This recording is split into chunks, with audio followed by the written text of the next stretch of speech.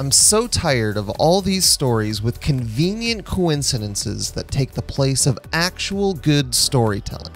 Well, wait a minute. Listen to this, mud dwellers. Skipping all the details that would confuse the lot of you, I have concluded that the vault is more than likely genuine.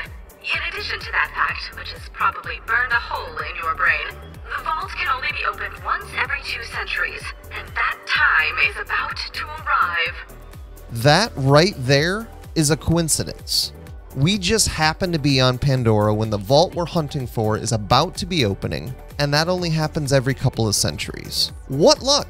If the game had dropped us into the story even a few weeks later, we'd find the vault and then, I guess, die of old age waiting for it to open. That's not much of a story, so here's my point. Coincidences happen. They happen in real life, and I hate to break it to you, they have to happen in stories too. Anytime a video or article tells you that a story is poorly written because of coincidence, I want you to take some time and consider before believing it. The questions we're going to ask in this video are, do we even need coincidences at all? And do they work? First, the answer is almost definitely yes. We need coincidences in stories, especially in a story like this where something is only occurring once every 200 years. At least that single coincidence is necessary. We made it just at the right time, thank God. If we hadn't, what would be the story? Maybe there's something about your entire life being about hunting for the vault and finding out you're 99 years too early or too late. The Coen brothers could direct it. Probably wouldn't feel great, though. Think of it like this. Those solve a crime a week shows like CSI and all that have never had to explain why all those crimes happen so near to them that they're the ones on the job week in and week out. It's a coincidence that we just accept because it's necessary to tell the story. Honestly, I'd imagine if you broke down every story far enough, you'd find coincidences. I wouldn't recommend doing that though, not if you want to keep enjoying things like movies and books and games. Next, I wanted to ask, do coincidences work? That's trickier to answer because it's probably personal. What works for me isn't always going to work for you.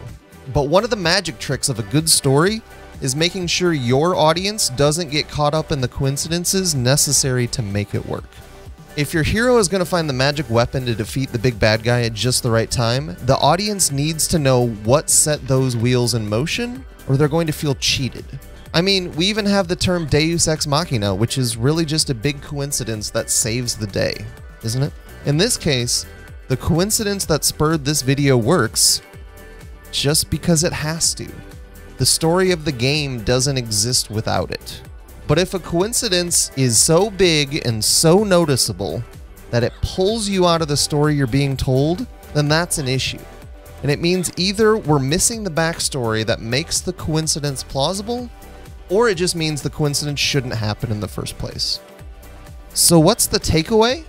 For me, it's that it's really easy to talk about the rules of writing and storytelling, but the only thing that actually matters is the audience enjoying the story they're being told? If they are, then that's the only thing that matters, rules be broken or not. If they aren't, if they're being pulled out of the story by one thing or another, including something like a coincidence, then that's the problem that needs to be solved with the story. Thank you for watching. Don't forget to subscribe, and I'll see you next time.